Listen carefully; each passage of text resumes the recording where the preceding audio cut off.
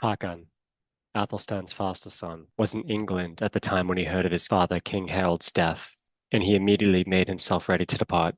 King Æthelstan gave him men and a good choice of ships, and fitted him out for his journey most excellently. In harvest time he came to Norway, where he heard of the death of his brothers, and that King Eric Bloodaxe was then in Viken. Then Hakon sailed northward to Trondheim, where he went to Sigurd, Earl of Flade, who was the ablest man in Norway.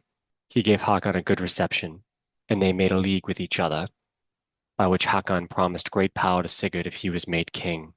They assembled then a numerous thing, and Sigurd the Earl recommended Hakon's cause to kingship, and proposed him to the bonds as king.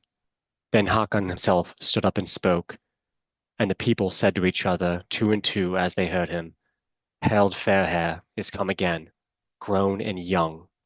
The beginning of Hakon's speech was that he offered himself to the bonds as king, and desired from them aid and forces to defend the kingdom. He promised, on the other hand, to give every man odal rights to the land that he lived on. This speech met such joyful applause that the whole public cried and shouted that they would take him as their king. And so it was that the Trondheim people took Hakon, who was then 15 years old, for the new king of Norway. The news reached the uplands that the people in Trondheim have taken themselves a new king, who in every respect was like King Harald Fairhair, with the difference that Harald had made all the people of the land vassals and unfree. But this Hakon wished well to every man, and offered to give them their odal rights again. All were rejoiced at this news, and it passed from mouth to mouth. It flew like fire in dry grass, through the whole land and eastward to Land's End.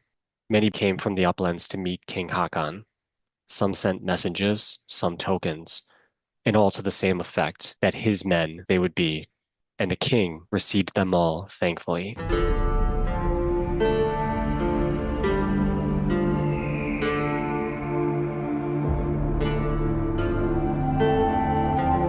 Hello, everyone. My name is Shawn, and welcome to Sagas with Shawn, Gods and Kings. Hey everyone, Shawn here with another episode of Sagas with Shawn, Gods and Kings. Today we will continue our little series on the Kings of Norway, with our last episode focusing on King Eric Bloodaxe, who ruled Norway from 930 to 934 CE, completely missing on matching the reign of his father Harald Fairhair of Norway, who ruled from 872 to 930 CE, until he decided to abdicate the throne to Eric. So 58 years for Harald and 4 for Eric. The reason for his short reign was a mix of him having the tendency to kill his brothers, but more so because people really, and I mean really, hated his wife, Queen Gunhild. In fact, the Historia Norwegia directly blames her for Eric losing the kingdom of Norway, but then also for losing Northumbria before his death as well. After taking the throne, Eric inherited a fractured Norway, with rival brothers already controlling large parts of the kingdom, and then allying to fight Eric. Eric won the initial engagement, resulting in the deaths of more brothers. However, you have to imagine the other brothers, of which there were a lot of them, and the people of Norway who were subject to a certain type of property tax, the odal tax, were less than enthusiastic about the current head of state and government. As we just saw, the population seemed to appreciate some part of Harald Fairhair. However, they held their nose a bit when accepting the odal taxes that he implemented. Now we have Harald's kinslayer son, Eric, ruling with an iron fist, lacking the charisma of his father, and he just simply was unlikable, kind of like King Stannis and the woman by his side, Melisandre, in A Song of Ice and Fire.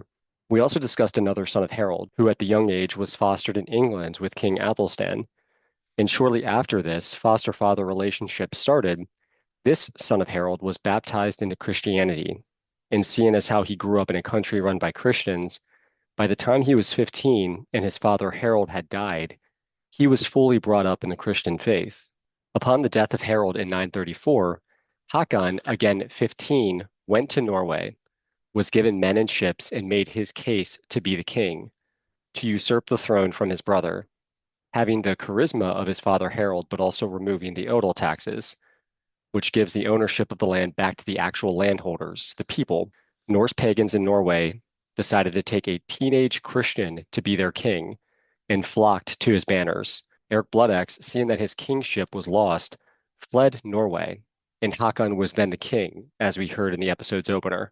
By the way, when I quote Hemskringla on this podcast, 99% of the time it comes from a copy that was translated by, quote, the assistance of A.H. Smith. However, earlier, before the intro, I used another translation that is free and online, by the way, from Project Gutenberg. I will use that translation later, also when discussing a poem about Hakon. But back to Eric. The good news is that after needing to flee from Norway due to losing support at the hands of today's character, Eric found himself in the north of England, and the King of England, the aforementioned Æthelstan, decided to give Eric the realm of Northumbria to allow him to maintain a position of power and a kingdom of his own.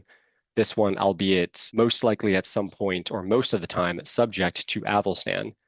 We closed our last episode with the poem Eric Small, and it has the god Odin himself preparing a banquet for Eric upon his death, a death that Odin himself orchestrated by his own admission, because he needed soldiers for the final battle at Ragnarok. And Eric, per Odin, has reddened many blades. So he found Eric worthy of joining him in those mead halls. Now, per the less contemporary sources, Eric, his wife, and his sons all converted to Christianity as terms by King Æthelstan for him to be given Northumbria in the first place. So per Hemskringla, for the sake of this episode, Gunhild and her sons are Christian as well at this point. If we try to remove contradictions in this podcast when it's convenient, which I totally would never, was Odin okay with having a Christian in Valhalla? Did he really not care who people worshipped? Or was he just that desperate for soldiers at Ragnarok that he let more people in to that afterlife? Not unlike the Christian God did in the show South Park when he extended the offer of eternal life to non-Mormons, whereas beforehand Mormons at first were the only ones who were previously accepted. If you remember that episode where Kenny played some type of Ender's Game role to fight the forces of evil requiring more bodies in heaven, and I guess he was also like Keanu Reeves from Constantine, you know what, never mind. Also, maybe Eric Bloodaxe's new Christian faith was performative and a complete lie, which is very topical when you look at the politicians in the United States right now. So this is also a possibility with what he did in Northumbria. But let's say his conversion was genuine, and Odin was okay with him as a Christian and him still coming to Valhalla. While Eric was king in Northumbria and a Christian, he continued raiding other lands around him, just not in Æthelstan's realm.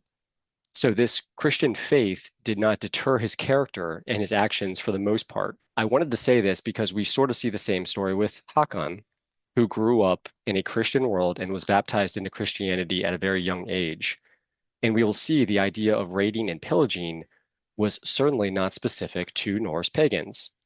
So we're going to go ahead and discuss the reign of Hakon the Good in this episode. Hakon was the king of Norway from 934 to 961 CE. We will see how Eric's younger brother and the other son of Harald does with this little issue, him being the first Christian king in a pagan land, using the history of Hakon the Good from Hemskringla and the Historia Norwegia. I think that is the correct way to pronounce it, and I did change it up from last episode. Then we will also wrap up this episode with a poem about Hakon's potential afterlife, just like we did with Eric.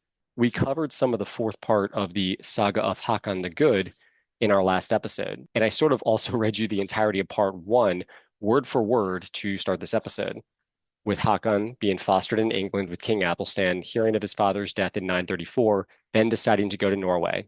He wins the support of the powerful lords who hated his brother as king and also hated the odal taxes that his father Harald implemented as well. He rallied his new support, promising to remove those odal taxes and give the population ownership of their ancestral lands, while also giving the people a better option as king than the disliked King Eric. Raised an army that outmatched his brothers, and Eric left the kingdom, making Hakon its king, and again, a Christian king.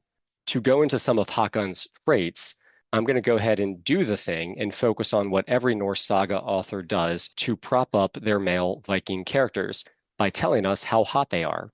Here's what Snorri Sturluson, author of Hemskringla, says about Hakon.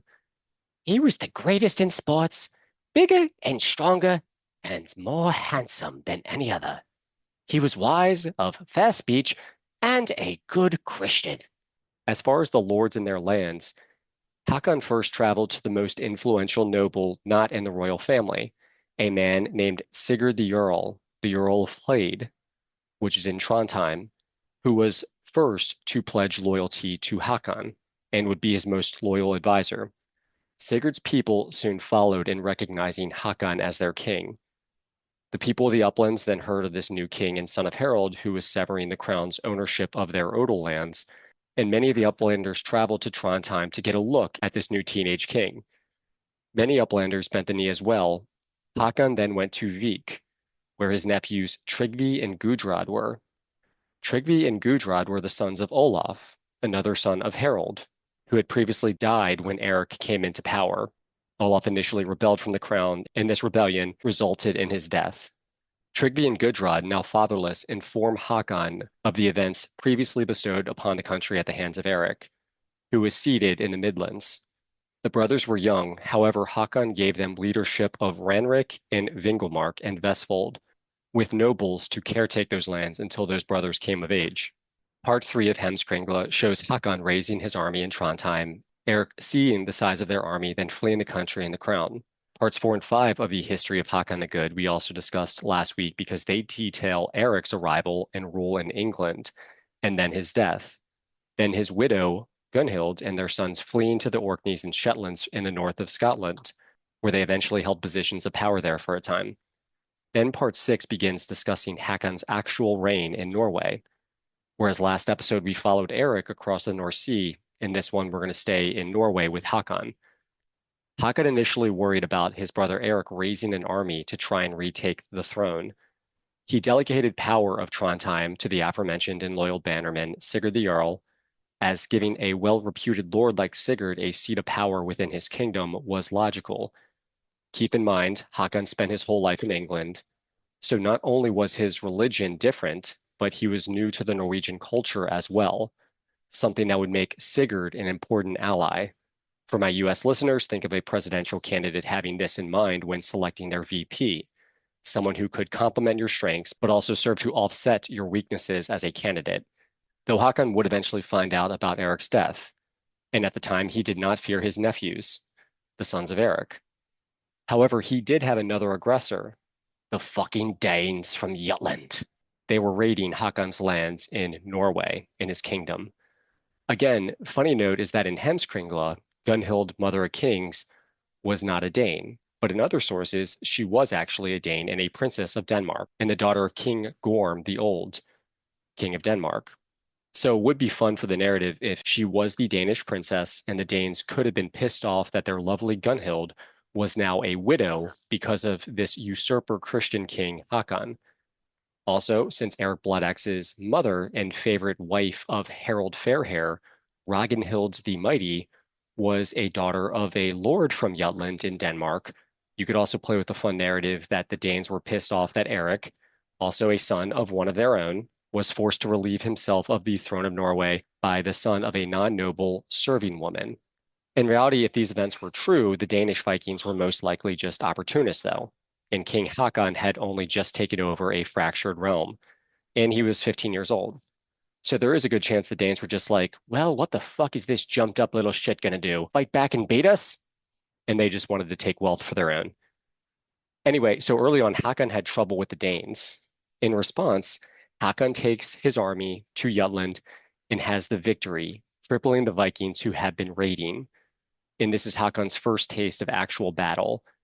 The text in Heimskringla Part 4 of the History of Hakon the Good says, "There was a great fight, and King Hakon fought so boldly that he was in front of his banner and had neither helm nor coat of mail. King Hakon had the victory. Thus says Guthorm Sindri in Hakon's Trappa." Then it quotes that poem. "The king crossed on the blue way of the boat with the sea spray. From the oars the noble prince slew the Jutes in battle. Odin's sated birds afterward clawed the flyers. The ravens sought their food and glutted their lust," indicating there were a lot of dead bodies on the battlefield for the ravens to consume. Hakon then wins a naval battle against 11 Viking longships in Zealand. After that, he was then the aggressor in raiding in Zealand. So again, the idea of raiding in Viking was not specific to Norse pagans, and it was something that Christians of the time were not above. Hakon continued from Zealand to Scania and was able to generate much value and wealth throughout his exploits. He was also able to subjugate some of the lands in Jutland that he raided for a time. So he gained taxes from this land in Denmark as well. And it seems that Hakon, culturally, pretty much being an Anglo-Saxon from England, a Christian, and the son of a serving woman, did not stop him from inheriting his father's fighting abilities. You have to think that if the lords of Norway had any reservations of elevating him to a king, this would have certainly eased some of those concerns. The fact that he was readily able to defend their homeland. Now, the king of Denmark, Harald Gormson, son of Gorm the Old, and depending on the source, potentially brother of Gunhild, mother of kings, also his name is commonly Harald Bluetooth, was obviously not happy with the military campaigns in what should be his land. Now, Gunhild and her sons, the sons of Eric, hear about this conflict, and Gunhild then goes to Denmark with them, leaving the Orkneys in the Shetlands in the north of Scotland. Harald Bluetooth took them in and becomes the foster father specifically of one of Eric's sons, also named Harald, if that was not confusing enough. This Harald, son of Eric, was named after his grandfather, Harald Fairhair, and is now the foster son of Harald Bluetooth. Him and his brothers began raiding from their new base in Denmark and targeted their focus back in Norway, in Vik, where Hakon had placed petty King Tryggvi, his nephew, in charge. What resulted was an exchange of raids from both territories to the other, some in Vik in Norway and some in Jutland in Denmark. But anyway, the sons of Eric are now in Denmark in what some sources would say is their uncle, King Harald Bluetooth's kingdom, with military aggression taking place with them in Hakon's Norway. Keep in mind, as princes of the former King Eric Bloodaxe, these sons have a claim on the throne of Norway. The sons of Eric would continue to be a thorn in the side of King Hakon throughout his life. Now, remember, throughout navigating the defense and attacks against another country, there was still an inconvenient truth that could boil over into another problem for Hakon and his realm, his religion. And the text states that it was indeed Hakon's goal to convert Norway to Christianity. Now, the Norwegians were happy to take Hakon as their king. However, it was clear it was more so due to his charisma and having the best traits of Harald Fairhair while also giving them back their Odolands, as was said many times in the text. He was a Christian, but still a much better alternative to the previous King Eric. But some conflict was inevitable, and yes, it does get bad. Early on, he brought in bishops from England and consecrated many churches. The text doesn't say anything about the Lord's opinion on this in particular, but it seems as long as they got their Odal lands back, then to each their own. If someone wanted to go to church and convert to Christianity, fine by them. However, bending the knee to a Christian king is one thing, but being forced or coerced to give up what you deem as bigger than the limits of this world is something else entirely. And until then, I'm sure the Christian influence was quite evident, but nobody was forcing a pagan to go to church yet. Now, Hakon, the new king experiencing a culture shock, was now exposed to a culture that had rituals that he could not live with, or at least he found repulsive in a direct attack on his god, especially when, as king, there was an expectation for him to attend some of these rituals, which he did, though at first not partake in them. His most loyal bannerman, Sigurd, was very much proud of the old ways and hosted many sacrificial rituals in Hlade. Sigurd played a huge part in Hakon getting the support he needed to take the throne and was given control of Trondheim for his efforts, but he did not convert to his new liege's religion. And one of the chapters gives us a look at these rituals that he valued. The chapter describes killing horses and cattle, collecting their blood in bowls, spreading the blood on the temple walls, and sprinkling it onto the faces of those attending. Fires were started on the floors in the middle of the temple as well, with kettles hanging above them. Makes for a cool scene in a movie or a show, to be honest. Whoever's performing the ritual blesses a bowl on behalf of Odin first, for the victory in battle for the king, then to Njord and Freyr, for good seasons and peace, then to the poet god Bragi. The text then mentions that Sigurd fronts the cost of these events and was well liked because of it, making him a leader due to his religion as well. So note his input on situations are quite valuable, and again, Sigurd vouching for Hakon in the first place certainly helped generate the buy-in needed for them to take in Hakon as their king. You would have to guess that the pagan lords who practiced the old ways would not have thought that Sigurd would have vouched for Hakon if Hakon had wanted them to leave their gods. Anyway, one time at a Frosta thing, which is an assembly where laws are discussed, Hakon attended. He spoke and made it very clear that he wanted the kingdom, everybody, to be baptized into Christianity. Turns out he played his hand a little aggressively here, and maybe assumed that since he was a well-liked, battle-tested king ready to die for his country, that his lords would welcome this suggestion. But they did not. The king's quote suggestion causes an uproar. A lord named Asbjorn then spoke long and loud and made it clear that he needs to back the fuck off their religious practices, or they would find themselves a new king. Sigurd then had to jump in and play arbiter, making it clear that Hakon values their support and friendship more than their conversion. Even if Hakon himself did not believe it, he did not feel compelled to correct Sigurd. But the nobles made it clear that now, after what just took place, they wanted Hakon to take an engaged and proactive part in their ritual sacrifices for the betterment of the realm. Things were left there for now. And Sigurd then told the king in private, yeah, you're probably going to need to take part in the sacrifices unless you want to lose the throne. Hakon reluctantly agrees for the moment. However, later that year, there was a blood offering at Hlade, Sigurd's home. The king attended, but the lords this time demanded that he take his high seat in the room and participate. He did so, and here's what happens for part 17 of the history of Hakon the Good. It says, Sigurd the Jarl spoke and blessed it in the name of Odin, and drank to the king from the horn. The king took it, and made the sign of the cross over it. Then said Ka of greeting, Wherefore does the king so? Will he even now not sacrifice? Sigurd the Jarl answered, the king blesses the bowl in the name of Thor, of course, and makes the sign of the hammer over it before he drinks. The nobles then demanded that the king eat horseflesh, drink the soup, and eat the fat. Hakon refused, and this caused another uproar. Sigurd jumps in again after having just lied about what Hakon was doing with the sign of the cross, saying it was the sign of Thor's hammer, and urges the king to eat. However, instead he puts a cloth over the ladle and mockingly opens his mouth over it, only to feign eating anything. He then just goes back to sit in his high seat, and everybody becomes even more pissed. Our poor host Sigurd just trying to get everybody to get along, and the king can't hang. For the next feast, Hakon did nibble at some of the horseflesh, but the tension continued to rise because the pagan lords saw how performative his eating was. Then things get really bad when 8 lords, 2 of them being the previously named Asbjorn and Kar, who spoke out against the king, plan and successfully execute 3 priests and burn 3 churches. Hakon threatened and seems to have planned to raise his troops to attack the lords within the realm of Trondheim for their actions and hold them accountable. Sigurd bade the king to not give the Trons cause for that, and said it would not be good for the king to threaten or harry the people in the land where his greatest strength was. So Sigurd asked Hakon to not take action to war against the most powerful lords in his own kingdom. Hakon seems to ignore Sigurd, however, and raises his army and ships.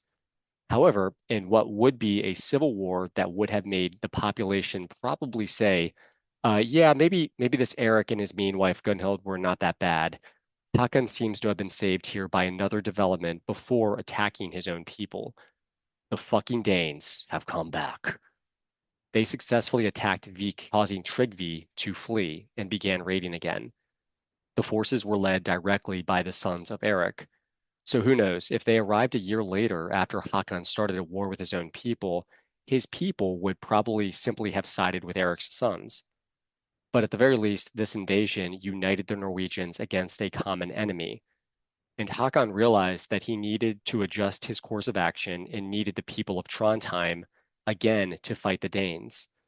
He sent word to Sigurd, who raised an army with the lords of Trondheim, the very same lords he nearly went to war with. Sigurd worked with both the king and the lords to settle their differences, and all agreed. The Danes and Norwegians fought at a place called Agvaldsnes, and it seems that Hakon, being wound up at the death of his priests and his churches being burned, used that pent-up aggression on the battlefield against the Danes. The text says, King Hakon went forth boldly, and against him came King Guthorm Ericsson, and they exchanged blows with one another. There fell Guthorm. After that the army of the sons of Eric were put to flight. So one of Eric Bloodaxe's sons was dead, his eldest, Guthorm. Hakon pursued the fleeing army, who were able to make it back to Jutland. Eric's sons stayed there for a while at this point, and Hakon stayed back in Norway. Sets up a series of beacons on the land's high points across the country. And yes, my first thought while reading this was, Like, like the beacons of Minas Tirith from Lord of the Rings? and yes, that is what my inner monologue sounds like. He also, not completely unlike his father did when he conquered Norway, required able-bodied men to fight when external threats have arose. More so specifically here, though, he needed men and ships from the coastal areas of his kingdom. As far as the beacons, the system he created allowed word of approaching hostile ships to travel the entirety of Norway in 7 days, which you have to imagine was pretty quick for the time. And these beacons, not unlike our smartphones, make the world figuratively smaller and more centralized. And if the land is better equipped to deal with external threats, you have to imagine more people knew about the Norway and the events within it that they lived in, and this could elevate the stake that those individuals had in the events of their country, making it figuratively again smaller. Due to the beacons, and probably the fact that they realized that Norway with its king are not going to roll over, for a time Eric's sons decided to forego raiding in Norway and decided to raid in the eastern lands instead, probably in the Baltics.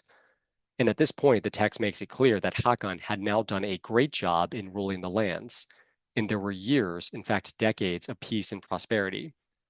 Now, 20 years into his reign, and this would be in the year 955 CE, the sons of Eric decide to give Norway another go. They had a large army backed by King Harald Bluetooth of Denmark. Again, I like to think that Gunhild, mother of kings, who was present, had whispered words into the king's ear to have him turn his aggression north to King Norway. And again, she may have been his brother.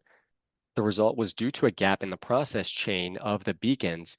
They were not lit as the Danes invaded again. The sons of Eric were able to slip through the defenses and land into Norway. Hakon initially felt the best course would be to retreat northward and give him more time to gather an army to fight the Danes, which at the moment outnumbered him with the men available. However, an old battle-tested warrior named Egil Wulfsark, who fought beside King Harald Fairhair many times, stated to Hakon that his father would never ask for advice on fleeing, and that they should stay and fight. Hakon and the lords there agreed. Now, this next quote I'll input is from Egil, and I just wanted to say it because it does allow for some world building and insight into the Dark Age Scandinavia thought process, or at the very least, Snorri's version of it when he wrote about it 300 years later. Egil says, For a while during the long peace, I feared that I should die of old age in my straw bed. But I would rather fall in battle following my chiefs. It may be now that it will so happen. so Egil wanted to die with a sword in hand, maybe a better chance to go to the afterlife he wanted in Valhalla. Anyway, Hakon with 9 ships and Eric's sons with 20 end up meeting on land in a field named Rastarkolf, at what would be called the Battle of Rastarkolf. Through the advice of Egil, Hakon was able to gain the upper hand in battle because they were able to make it seem like they had more men than they did, and the sons of Eric, specifically Gamli Ericsson and his men, began to flee. However, after a bit, Gamli realized that he had been tricked, but it was too late. Hakon and his men caught up to Gamli and the few men who were with him in the commotion. Hakon slew many of the Danes. Egil Wulfsark fought Gamli in combat. Gamli was seriously hurt. However, he was able to kill old man Egil, granting his preference to die in battle. Gamli eventually was killed, however, with the rest of his brothers reaching their ships and heading back to Denmark again. So now 2 of Eric's sons had died, Guthorm and Gamli, and Hakon wins another battle against his nephews. Now Hakon at this point uses some of the ships that Eric's sons had left and arranges funerals for the slain in his army, raising up standing stones for Egil in particular. And this shows that maybe at this point he is beginning to respect the customs of the people that he led. Now moving forward 6 more years, this would be around 961 CE, Hakon was at a feast for breakfast in a place called Stord. However, another invasion force was on its way. A man named Ivan approached the king and said, "My lords, the avengers of Bloodaxe are calling us to keen clash of swords. We are given no chance of sitting. Hard it is to utter the war cry. Though I readily with thy honor, O king, now shall we go straight and take up the weapons." Hakon and his men then suit up for war in a battle that would be called the Battle of Fitjar. Now, two things are interesting here. One, this time the text goes out of its way to state that Hakon dressed in armor. Previously, when Hakon had the victory in an earlier battle, it made a point to say he was not wearing armor. This time it says, "The king threw on his armor and took his sword Kvenbit, set on his head a golden helmet, a spear in his hand, and a shield by his side. Thereupon he drew up his guard in line, and the bonders with it, and set up his standards." Kvenbit was the sword that King Æthelstan had given Hakon when he grew up in England, by the way. But you'll see the fact that he does wear his armor was what made him stand out in the battlefield and gave his enemies a target to focus on. The text then says that not only were the sons of Eric led by Harald Eriksson, one of the four sons left and foster son of King Harald Bluetooth of Denmark, but also that Gunhild's brothers were there with them as well, a man named Eyvind and Alf. And I wanted to draw attention to them because if you remember in our last episode on Eric Bloodaxe, when we were discussing Eric's role in Egil's saga, Queen Gunhild tried to have her brothers Eyvind and Alf kill the main character of that saga, Egil Skallagrimsson. Again, not Egil Wolsark, who we just mentioned dying, and Egil's brother Thorolf. And recap, this assassination attempt did not work. Also, the beacons weren't mentioned here for some reason, but Hakon once again finds himself readying for battle with fewer men against the sons of Eric Bloodaxe, the ones who were still alive anyway. Hakon initially did, again, consult with his generals to see if they should sail north to regroup and wait for reinforcements, but they decided to stand their ground and fight, as that was a way more manly way to proceed. And this time they were outnumbered 6-1, probably the exact same odds I would have as far as my political leanings at Thanksgiving against my extended families. So anyway, the battle commenced. Hakon had a chosen set of guardsmen with him during the fight, with a man named Torvald the Strong by his side. During the battle, Eyvind, brother of Gunhild, struck at the king, and Torolf successfully defended him with his shield. Eyvind recoiled, and Hakon took that opportunity to slice his sword right down through his helmet, killing him. Torolf then killed Alf. So the brothers of Gunhild were both now dead. Of course, though, they were fighting against the Danes. Again, this version does not have Eyvind and Alf as the sons of Gorm the Old and the brother to Harald Bluetooth, else they would be Danish princes. And Hakon at that point would have been responsible for the deaths of two princes of Norway, the sons of Eric, and two of Denmark, the sons of Gorm and brothers of Gunhild, if that were the case in this story. Now, story quotes a poem written by another Eyvind, this one Eyvind Skadaspiller, and it says, "The warrior king who harried the Danes cleft the Viking's head right down through the shoulders with the gold-hilted sword." So it's describing the death of Gunhild's brother Eyvind. So the battle continued, and Hakon's forces seemed to be gaining the upper hand despite their fewer numbers. However, an arrow then is shot and hits the king's arm. Apparently, it was said to be fired by a servant of Gunhild's, and the text calls him a shoe boy, whatever the fuck that means. However, the text also claims it could have been someone else. It also states that many of the men of Eric's sons were killed in the battle too, and the actual sons once again made it to their ships and got the fuck out of there. The Historia Norwegia gives an account of Hakon's wound, but also mentions by name the fate of two of Eric's other sons. It says, "Two sons of Gunhild, Gorm and Erling, like Erling Haaland, surely he won't comment on the Instagram account of Sagas with Shawn, Gods and Kings, fell there, while their other brothers fled. But in their retreat, a lad in their company threw a spear aimed at the battle line of the enemy, which gave King Hakon himself a lethal wound in his upper arm on the right side." So now Guthorm, Gorm, Erling, and Gamli of Eric's sons are dead. Also has Hakon being hit by a spear and not an arrow. So despite Hakon's wound, the battle would have been actually won, but King Hakon was dying, and he was aware that he would probably die. Now, I think in real life, all we can do at the end is approach the veil of death with as much bravery or maybe even as much stoicism as possible. And we have talked about one's legacy in this podcast many times.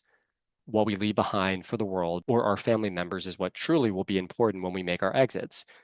In this case, Hakon did actually have a daughter you find out about named Thora, but he also had a still recovering kingdom that he found through his many wins and mistakes that he needed to rule delicately.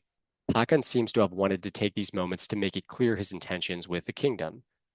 Since the throne could not go to a woman, his daughter Thora, he makes an interesting choice for who should succeed him. One good potential option would be one of his half-brothers. However, keep in mind, they were still pagan, and there happened to be some other princes with claims to the throne who were Christian. So after having multiple battles against the sons of the previous king, Eric Bloodaxe, Hakon makes his wish known that the sons of the previous king, Eric Bloodaxe, would succeed him. There are a couple lefts, but the throne will go to the aforementioned Harald, the son of Eric, being fostered by the king of Denmark, Harald Bluetooth himself, becoming Harald II of Norway. Hakon may not have known which of Eric's brother have died in the battle, so he just said Eric's sons. But if Hakon was still fully a Christian here, having a son of Eric who converted himself, who was being fostered by the first Christian king of Denmark himself, for good measure, is not the worst idea if he still wants Christianity to spread in Norway. And you have to imagine the nobles and dukes/lords of Norway would have been like, bro, are you kidding me? The guy who's been raiding our lands for decades? However, at this point, in the decades of solid leadership, he may have gained enough of the clout he initially thought he had when he tried to force conversion earlier in his reign, which, as we saw, didn't work out. And I'll get into Hakon's own potential internal conflict here now, because he seems to admit in his final words that he may have, in some capacity, turned his back on Christianity and wanted to do something in a last-ditch effort to get into heaven, like naming a Christian as his successor. As he lay dying, he said, "And even if I shall be granted life, yet will I go from the land until Christian men and atone for what I have done in sin against God. And if I die here in heathendom, so give me a grave as seems best to you." So interestingly, as he died, Hakon mentions sin on his part. However, more so in a sense that maybe he feels he felt short as a king. Despite his success in bettering the country, what were his sins? Maybe it was the pagan rituals he allowed, and in some cases participated in, albeit reluctantly. Or maybe in his final moments, he was just wondering what he could have done differently in his life. Now, he also seems to surrender to whatever happens after his death, as in he didn't demand a Christian burial. So I am wondering if in part this was because he was on the fence between faiths. He grew up in England, raised a Christian, but spent most of his years ruling in Norway in the presence of Norse pagans, men who he fought side by side with and accepted who he was. Again, at least when he wasn't trying to force them to convert. However, he makes it clear that if he does somehow live, he will go back into Christendom and atone for his sins, implying he was still a Christian. And if the idols and rituals he allowed in his kingdom were the sins he was mentioning, that would support that he was still a Christian. But that surrender to whatever happens after his death sort of makes the poem Hakonarmal even more fascinating, because this poem describes him going to Valhalla and not the Christian afterlife of heaven. Now, keep in mind, the author Snorri was a Christian who most certainly did not believe in Valhalla. And in the text, he makes it clear that Hakonarmal was simply a poem also written by the aforementioned Eyvind Skadaspiller. So he didn't claim the events of the poem were the truth of what happened. But again, that is where I get to stretch a bit with the mission of this podcast to tie all myths, histories, and pseudo-histories together, and will claim for the sake of this podcast that Hakon may have had a certain fondness for the culture that he ruled in. And he was a great warrior, and his surrender to the afterlife shows that he expected to be going to the Christian heaven or hell, or one of the Norse afterlives, like Valhalla. Maybe he wasn't sure. Also, the Historia Norwegia gives us a quote to sort of support him being a pagan at the time of his death as opposed to a Christian. And it says, Hakon was accepted as king by the sea lord peoples of Norway. This man, most dutifully reared by a most Christian king in England, nevertheless went so far astray that by a most wretched exchange he preferred an ephemeral realm to the eternal kingdom. So I'm claiming it's truth within the scope of this podcast that at the very least Hakon was on the fence with his beliefs and shows uncertainty in not only what was the truth, but also uncertain of where he was going. And again, polytheism was most likely thought of as a potential truth by many anyway. So belief in the Christian gods and other gods was not out of the realm of possibility.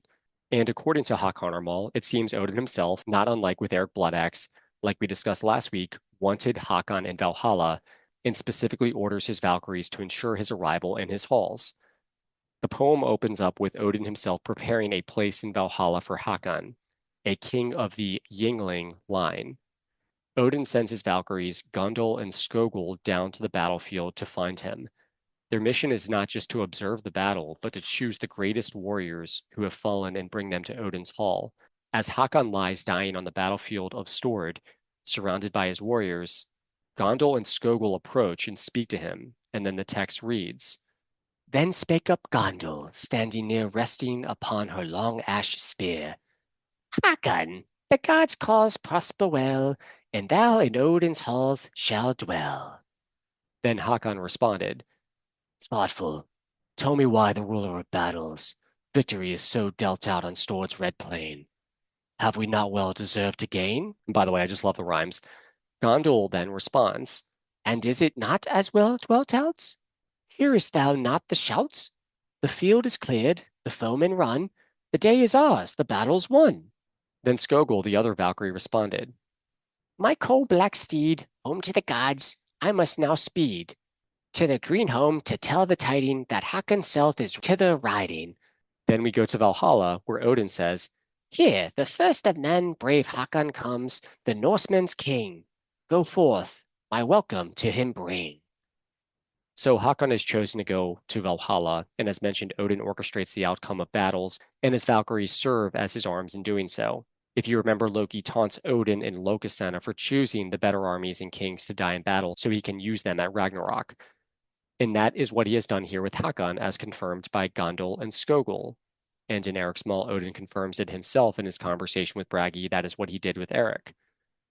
Now, if Hakon only believed in the Christian God, then he may have had another reaction to the Valkyries literally appearing to him and telling him that he's going to Valhalla. However, his response was, but I should have won. So obviously a big moment for him to lose his life. So who can say what we would have done in that situation? But he didn't seem to comment on him not going to the Christian heaven. So again, for the sake of this podcast, I like to pretend that all the gods exist when discussing the myths, stories, and history. And we see Odin was successful in laying claim to Hakon for his afterlife. And he was able to do so with Eric Bloodaxe, who was also supposedly a Christian upon his death. Although it can be said that if he was truly a Christian and he went to the Christian afterlife, it would not be heaven. For Eric, anyway. Now, here's the kicker. The poem tells us another reason why Hakon is there, and it is aligned with the, quote, sin that he potentially mentioned. The text confirms that it's because he let the pagan practices remain in his kingdom, and by the end respected the pagans' rituals and beliefs.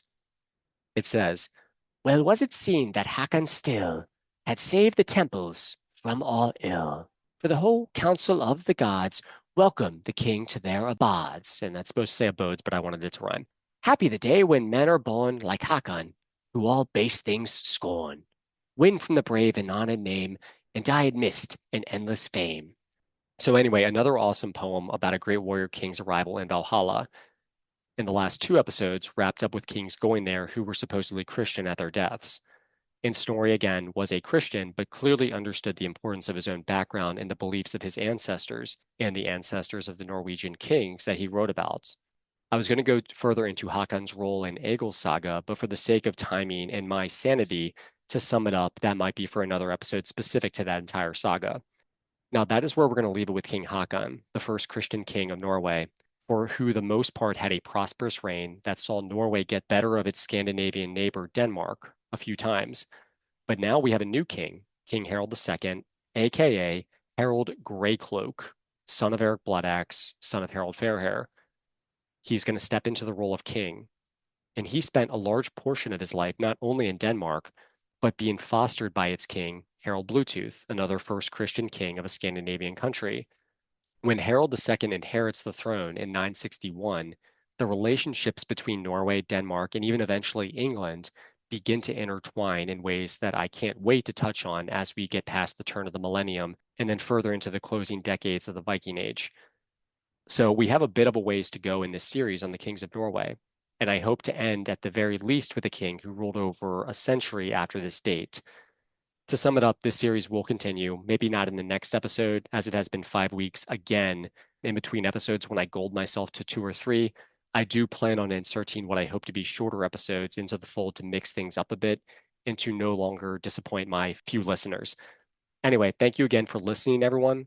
Totally do not tag Erling Holland on my Instagram post, and have a great day. Thank you for listening to Sagas with Shawn, Gods and Kings. If you enjoyed the show, please follow me on Instagram, TikTok, or YouTube, and leave a 5-star review wherever you listen to your podcasts. Thank you, and have a great day.